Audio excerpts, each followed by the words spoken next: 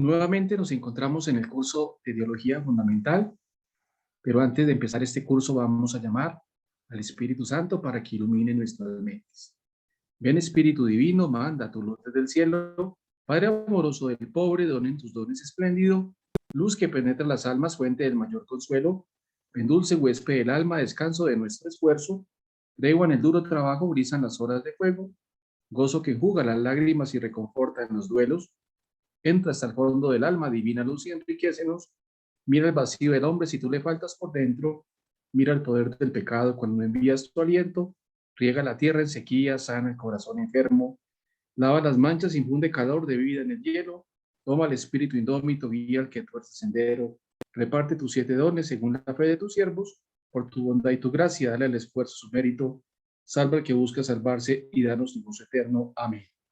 Dios te salve María, llena eres de gracia, el Señor es contigo, bendita tú eres entre todas las mujeres, bendito es el fruto de tu vientre Jesús. Santa María, Madre de Dios, ruega por nosotros pecadores, ahora y en la hora de nuestra muerte. Amén. Vamos a ver el capítulo número 3, la revelación, camino de Dios al hombre. Es decir, que la revelación está indicando que Dios sale al encuentro, sale al camino del hombre. Cuando interpretamos correctamente la revelación natural, podemos comprobar que el mundo no está cerrado sobre sí mismo y menos aún el hombre. Ambos están ordenados a Dios. Es decir, que esto es fundamental desde una perspectiva cristiana. Todos los seres creados están en relación con Dios. Es decir, tienen su fundamento en Dios.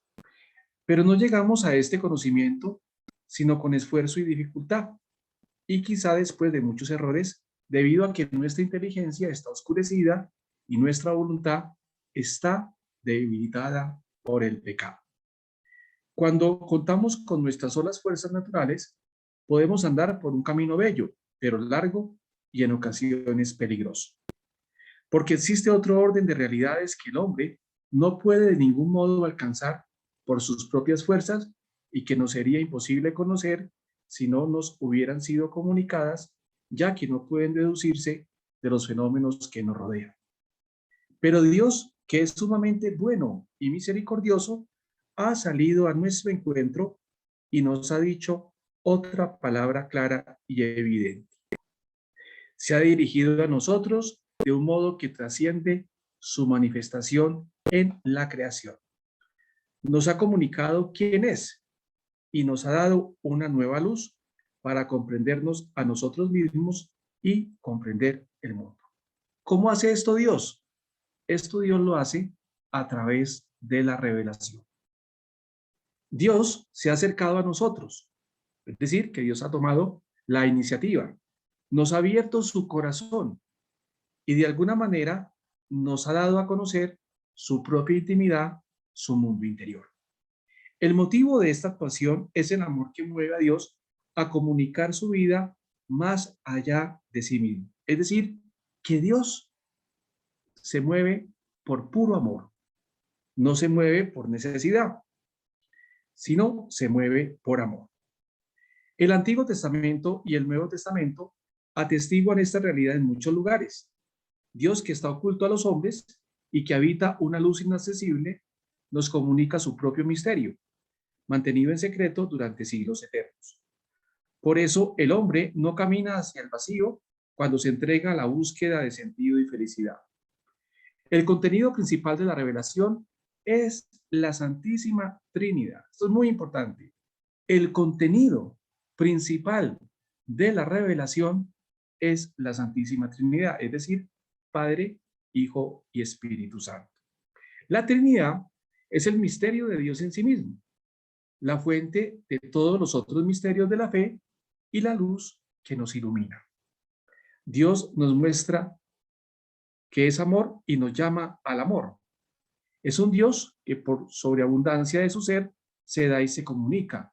Un Dios que vive en la comunión de Padre, Hijo y Espíritu y por eso puede también darse y crear comunión. Es decir, que una de las características del Dios cristiano es que se comunica permanentemente, sale al encuentro con nosotros y sobre todo se está donando. En un sentido más amplio, la revelación abarca también las realidades que no son inaccesibles a la sola razón, pero aclara, explica y segura nuestros conocimientos naturales. Dios nos habla no solo en sus obras, sino también de sus obras, es decir, que Dios habla en la creación. En la revelación, Dios no actúa como en los restantes procesos del mundo, no obra mediante las leyes naturales que Él mismo ha escrito en las cosas. Rompe el ritmo ordinario de la historia humana y se dirige inmediatamente a algunas personas a quienes esclarece y explica una nueva realidad. Tenemos el ejemplo en el Antiguo Testamento, Abraham, y en el Nuevo Testamento, la Santísima Virgen María. Estas, a su vez, se dan cuenta con la máxima certeza y claridad de que es Dios quien les habla y de que están llamadas a comunicar a los demás lo que escuchan. Los conocimientos y experiencias adquiridos por la revelación no surgen, pues, del interior del hombre religioso. El hombre que transmite esos conocimientos a los demás actúa como un instrumento de Dios, que es quien habla y obra mediante él. Se da a conocer en símbolos y palabras que comprendemos, pero llena todas estas formas de un contenido nuevo, imposible de encontrar en el mundo. Algunas cosas pueden servir de signos de la revelación, porque entre ellas y la manifestación sobrenatural de Dios hay una semejanza a pesar de su profunda diferencia. Cuando Jesucristo, por ejemplo, dice de sí mismo que es pan de la vida, expresa con ello que Él tiene para la vida espiritual y eterna una función semejante a la que tiene el pan para la vida corporal y cotidiana. La revelación ofrece perspectivas para una comprensión más completa del mundo y del hombre. Y eso es muy importante. Es decir, que no solo a través de la razón captamos el sentido del mundo y del hombre, sino que también necesitamos la revelación para captar ese sentido, pero un sentido que nos lleva a captar el misterio de Dios. Dios se nos revela mediante hechos y palabras, que no pueden ser separados unos de otras, pues están íntimamente ligados entre sí y se esclarecen mutuamente. Toda acción divina tiene un carácter de palabra y todo hablar de Dios tiene carácter de acción. Cuando Dios se revela en la acción, hace historia. Por eso el Dios de Jesucristo es el Dios de la historia. Y por eso cuando hablamos de revelación, uno de los elementos fundamentales de la revelación es que la revelación acontece en la historia. La historia sagrada tiene, por tanto, una gran importancia para el desarrollo de la humanidad, aunque a ella pertenecen también procesos que no tienen significación inmediata para la marcha de la política y de la cultura. La acción histórica de Dios no es ciega, es una acción llena de sentido. En la historia sagrada se revela de alguna manera la mentalidad de Dios, su intimidad divina. Dios revela, por ejemplo, su misericordia, no solo asegurando que es misericordioso, sino sobre todo y primariamente obrando con misericordia, que es lo que hemos visto cuando hablamos de que el Dios de Jesucristo es misericordioso. ¿Pero por qué es misericordioso? Porque, como lo dice el texto, obra de una manera misericordiosa, de una manera benevolente, de una manera cercana y tierna. La acción histórica divina se convierte así en signo en que se manifiestan los pensamientos e intenciones de Dios hasta el punto que pueden ser experimentados por nosotros. El segundo aspecto de la revelación histórica es la palabra pronunciada por Dios a un determinado hombre. Cuando Dios, por una visión o por una iluminación interior, comunica una verdad, sea una información exhaustiva o sistemática sobre la realidad en cuestión, sino que por regla general es la comunicación de lo que en este momento conviene saber a los hombres. Lo demás puede quedar oscuro para ser tal vez iluminado más tarde. Por eso, la revelación divina tiene una dimensión histórica, de forma que la validez absoluta y la comunicación relativa de la verdad están mutuamente vinculadas. El designio divino comporta una pedagogía divina particular. Dios se comunica gradualmente al hombre, le prepara por etapas para acoger la revelación sobrenatural que hace de sí mismo y que culminará en la persona y la misión de Jesucristo. Y este proceso pedagógico lo vamos a encontrar en el Antiguo Testamento, donde se van a observar las grandes etapas de la revelación hasta llegar a Jesucristo, que como sabemos, Jesucristo es el que le da plenitud a la revelación de Dios. La mayoría de las veces, Dios no revela sus designios al margen del momento histórico en que los hombres se encuentran. Habla en el aquí y en el ahora de la vida humana. Las personas que reciben la revelación se hacen así capaces para juzgar un acontecimiento histórico con los ojos de Dios y tomar las decisiones convenientes según la perspectiva divina y no solo en razón de cálculos humanos. De este modo, la revelación da origen a los profetas y la función profética. Conviene recordar que según el Nuevo Testamento, todos los cristianos somos profetas y llamados a juzgar las situaciones de la vida con la luz del Espíritu Santo según la voluntad de Dios. La revelación es una comunicación que tiene lugar de persona a persona. Su contenido no son fundamentalmente unas verdades particulares y mandamientos concretos que no podamos conocer por nuestras propias fuerzas. Al dirigirse Dios al hombre, no se limita a transmitir algo con palabras y obras, sino que se entrega a sí mismo a nosotros.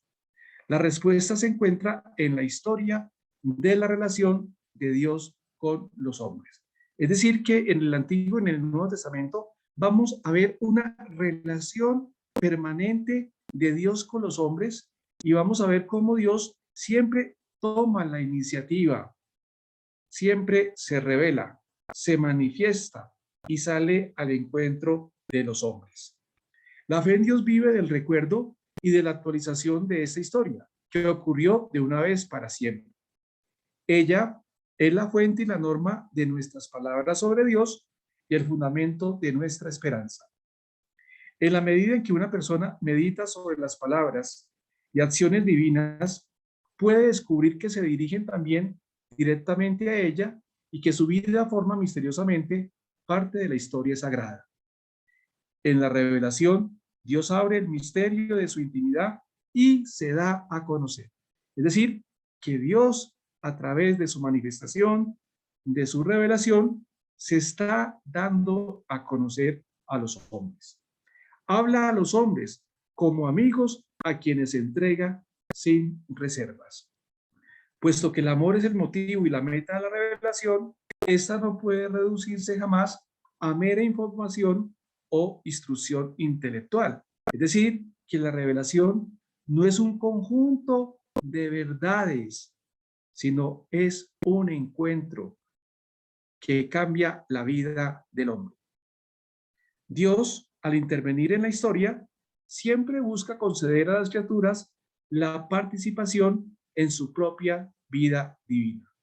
La palabra de Dios al hombre es palabra operante. La acción de Dios en el hombre está siempre llena de sentido. Como Dios no fuerza a una persona, sino que respeta su libertad, la revelación tiene el carácter de una llamada a corresponder al amor y entregarse libremente a Dios. Es decir, que Dios se manifiesta, Dios se revela, pero el hombre acepta esa revelación a través de la fe. Dios quiere recibir a los hombres en su compañía, Por esto, al revelarse a sí mismo, procura hacerlos capaces de responderle, conocerle y amarle más allá de lo que ellos podrían conseguir por sus fuerzas naturales. La revelación, en consecuencia, no consiste solo en la comunicación de un mensaje, sino que va inseparablemente unida al acto por el que Dios llama al hombre a su intimidad. La revelación puede considerarse como el comienzo de la salvación. Gracias a ella, el hombre descubre que su fin es llegar a la intimidad divina. Por eso hemos sido creados para entrar en comunión con Dios. Es decir, que la realización de cada uno de nosotros, la verdadera felicidad está cuando entremos en comunión con Dios. En otras palabras, Dios se revela porque quiere salvarnos. La salvación es la finalidad de la revelación divina, pero no se identifica con ella, pues Dios no la condiciona de forma absoluta a la aceptación de su revelación, ya que ésta no ha llegado, de hecho, a todos los hombres. La voluntad salvífica de Dios, en cambio, es universal y alcanza a todas las gentes sin excepción. Dios quiere que todos los hombres se salven. Es decir, Dios quiere que todo el género humano sea salvado. En efecto, cada persona humana está llamada a la comunión con Dios. La salvación es más amplia que la revelación y afecta, al menos como vocación sobrenatural, también a quienes no han recibido el Evangelio ni han oído hablar de Cristo. Es siempre Dios quien salva y no el hombre quien se salva a sí mismo o a los demás. Es decir, que esto es fundamental saberlo.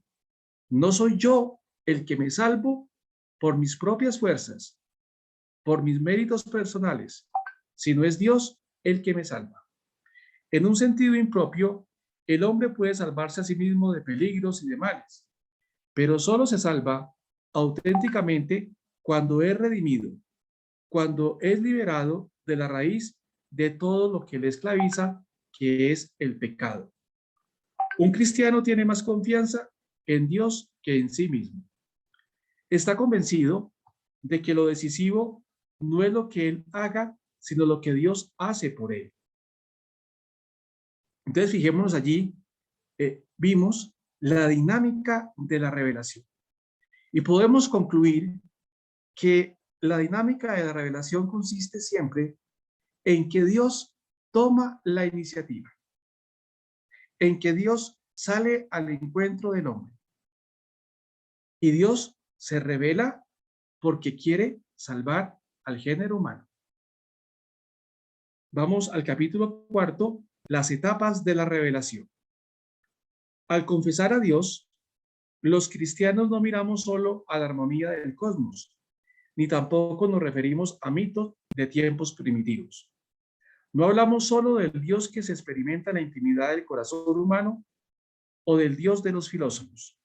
Nos referimos al Dios vivo de la historia, al Dios de los patriarcas, al Dios de Israel y sobre todo al Dios que es Padre de nuestro Señor Jesucristo. Miramos en definitiva a una persona, a Jesucristo, y partimos de acontecimientos concretos. Dios ha entrado en nuestro mundo y ha cambiado el rumbo de la historia. Dios se revela desde el origen del mundo, por medio de la creación y especialmente a través de la conciencia moral del hombre y de su orientación en la historia. Es decir, que Dios se revela en tres grandes momentos: en la creación, en la conciencia del hombre y en la historia. Además, Dios se dio a conocer a nuestros primeros padres de un modo claro y explícito, según destaca el Concilio Vaticano II. Queriendo abrir el camino de la salvación sobrenatural, Dios se manifestó personalmente a nuestros primeros padres ya desde el principio. Después de la caída, Dios hizo a Adán y a Eva una promesa de redención. Es decir, que Dios, a pesar del pecado, no olvidó al hombre ni a la mujer. En todas las religiones se mezclan elementos de los misterios divinos revelados a los hombres al principio del mundo. Rota la unidad del género humano por el pecado, Dios decide salvar a la humanidad y lo hace a través de una serie de etapas. En los escritos tardíos del Antiguo Testamento se encuentran múltiples y extensas consideraciones sobre la posibilidad de conocer a Dios a través de la creación y sobre la insensatez de rechazarlo. Pero Dios no quiso revelarse a los hombres solamente de modo individual, sino al hombre como ser social e histórico. Quiso formar un pueblo y hacer de este la luz de todas las naciones. En tiempos y lugares concretos, Dios se ha dado a conocer de un modo nuevo y sobrenatural a determinadas personas, a las que ha conferido la misión de anunciar su palabra públicamente a los demás hombres. La historia especial de Dios con los hombres comienza con la vida de los patriarcas, Abraham, Isaac y Jacob. Para reunir a la humanidad dispersa, Dios elige a Abraham, le llama fuera de su tierra, de su patria y de su casa, para hacer de él, Abraham, es decir, el padre de la multitud de las naciones. En la historia de los patriarcas, Dios se manifiesta como un Dios que hace una elección inmerecida, un Dios que muestra el camino y que guía en un país extranjero. En repetidas ocasiones, la historia de esta promesa corre el peligro de perderse en una maleza de comportamientos humanos poco edificantes, pero Dios sigue guiándola a través de toda la confusión humana. Es decir, que a pesar del desorden, a pesar del pecado, Dios sigue manifestándose y sigue conduciendo la historia. El pueblo nacido de Abraham será el depositorio de la promesa hecha a los patriarcas, el pueblo de la elección. Está llamado a preparar la venida del Salvador y la reunión un día de todos los hijos de Dios en la iglesia. Todo esto significa que la vida de los patriarcas es, antes que nada, la protohistoria de la alianza con Israel. Con Moisés comienza plenamente la historia de Dios con los hombres. Dios constituye a Israel como su pueblo, liberándolo de la esclavitud. Allí vamos a encontrar entonces el libro del Éxodo, todas las peripecias del pueblo, las tristezas del pueblo, pero también cómo, a pesar de todo, Dios los salva y los acompaña.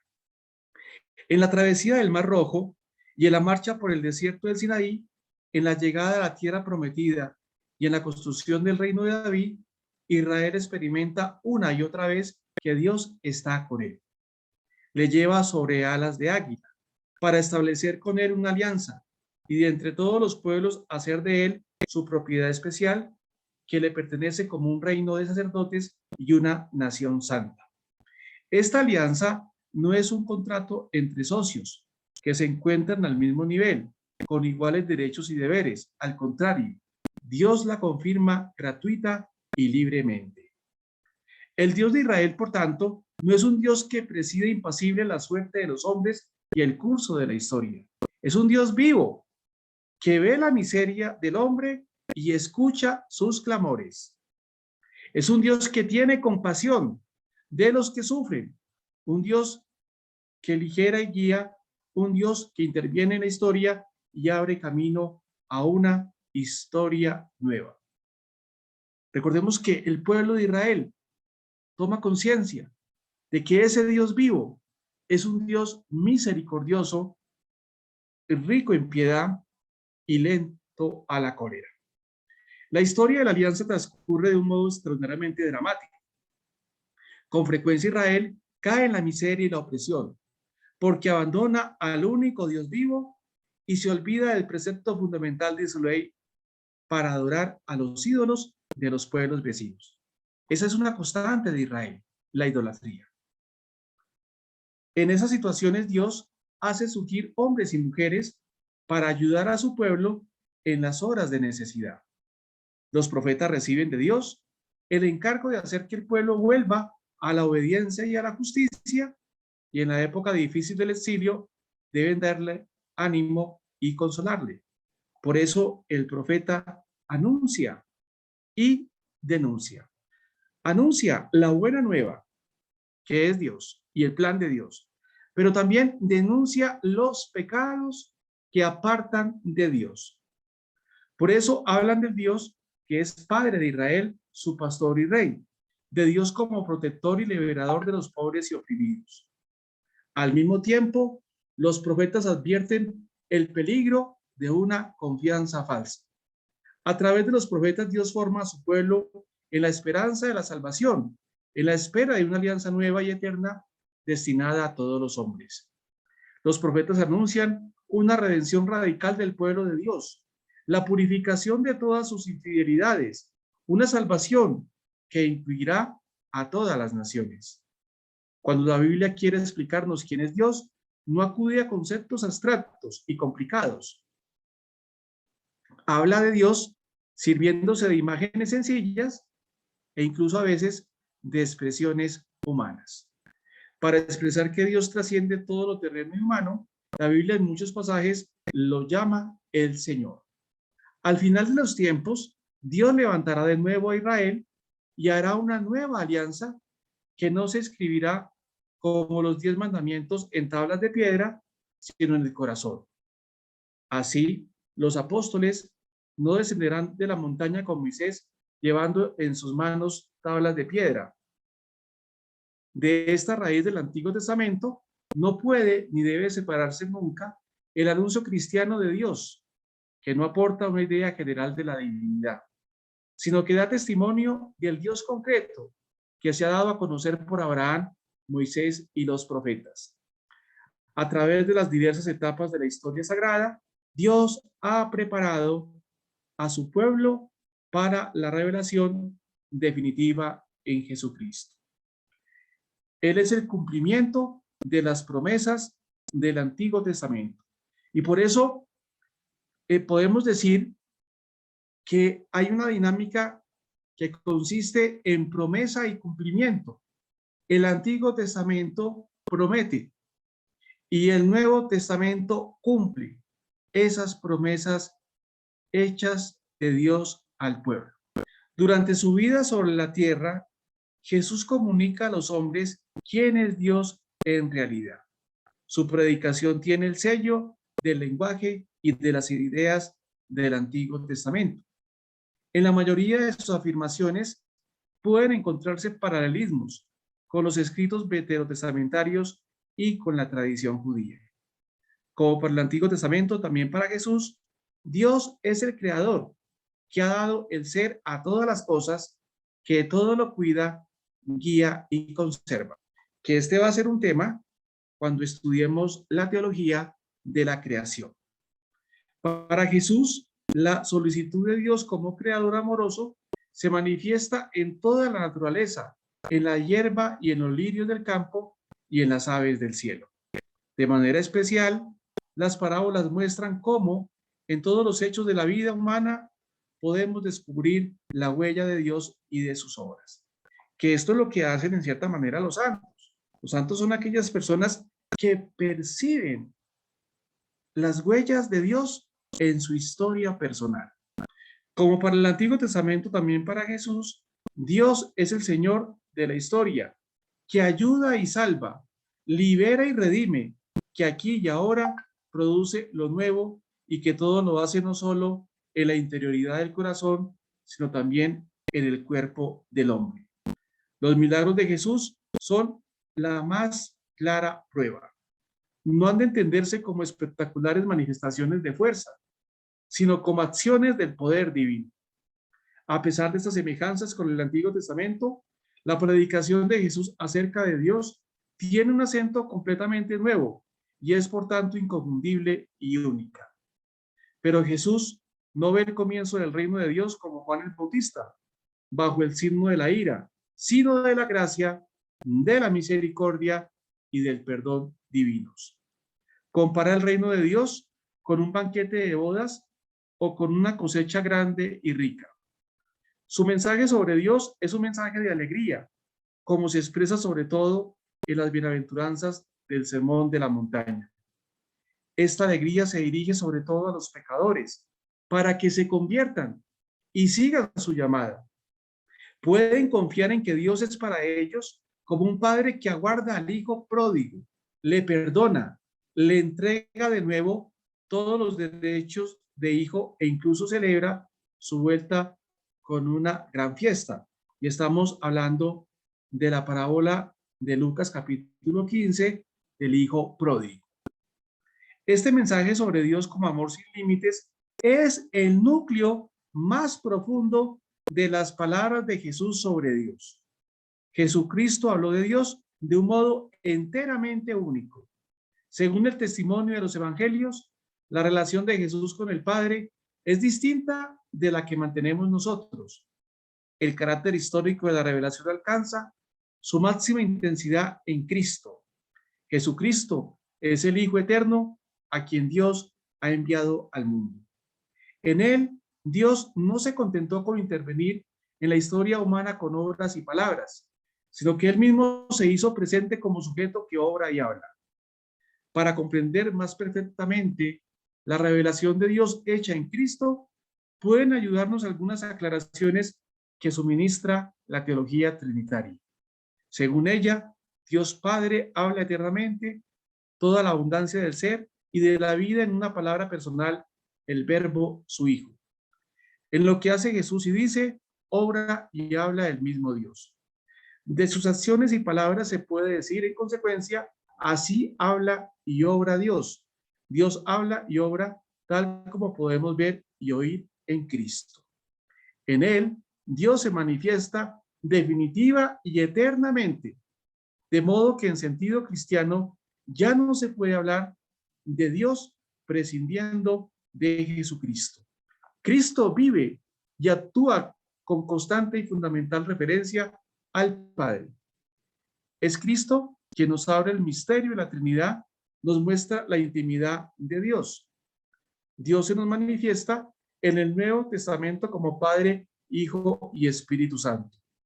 Que Dios desde la eternidad es en sí vida y amor significa su bienaventuranza plena y es para nosotros en medio de un mundo de dolor y sufrimientos el fundamento de nuestra esperanza. Gracias a la revelación, sabemos que la realidad última y más profunda es vida y amor y que por Jesucristo en el Espíritu Santo se nos ha dado parte en esta realidad. La comunidad primitiva estaba convencida de que Jesús hace aquí un uso muy personal del lenguaje. De aquí la palabra Abba. Fuera para ella una palabra sagrada, tanto que la ha transmitido a los textos griegos en su transcripción aramea original. Por esta razón, la Iglesia pensó firmemente desde el principio que lo auténtica y específicamente cristiano consiste en una comunión íntima y personal con Dios, en tomar conciencia de que somos hijos e hijas de Dios. La redención, por tanto, no es ni mucho menos un frío negocio jurídico, según el cual se deba realizar un sacrificio para calmar a una majestad ofendida. Es Él quien reconcilia a los hombres consigo en su propio Hijo. Es Él quien da a los hombres una nueva vida y les regala su gracia. El mensaje de Jesús sobre Dios incluye asimismo la amenaza del juicio sobre todo tipo de maldad que se oponga a Dios y rebaje la dignidad del hombre. Solo porque Dios es todopoderoso, puede, movido por su amor, ayudarnos eficazmente en cualquier situación contra todos los poderes y violencias del mal. Solo porque Dios es la omnipotencia del amor, su amor no significa una alabanza ingenua de nuestra vida, sino fuerza que la interpela y la transforma desde la raíz. Solo un amor todopoderoso puede ser fundamento de nuestra esperanza. La muerte de Cristo es uno de los misterios contenidos en los planes divinos. El acto propio de Dios no es la muerte, sino la resurrección. En el Espíritu Santo, el Padre despierta a su Hijo de la muerte para regalárnoslo de nuevo y mostrarnos definitivamente su amor infinito. La encarnación, muerte y resurrección de Jesús son núcleo de la revelación definitiva de Dios, de su fidelidad y de su omnipotencia en el amor. Es decir, que esta revelación se manifiesta en el Antiguo Testamento y en el Nuevo Testamento. El Antiguo Testamento, como lo hemos escuchado, ha preparado ese advenimiento de Jesús. Y en el Nuevo Testamento, esa promesa de salvación se ha cumplido en Jesús. Tanto así que el que ve a Jesús está viendo al Padre. Y por eso entonces nosotros los cristianos tenemos la fe fundamentada en Jesús de Nazaret. Muchas gracias.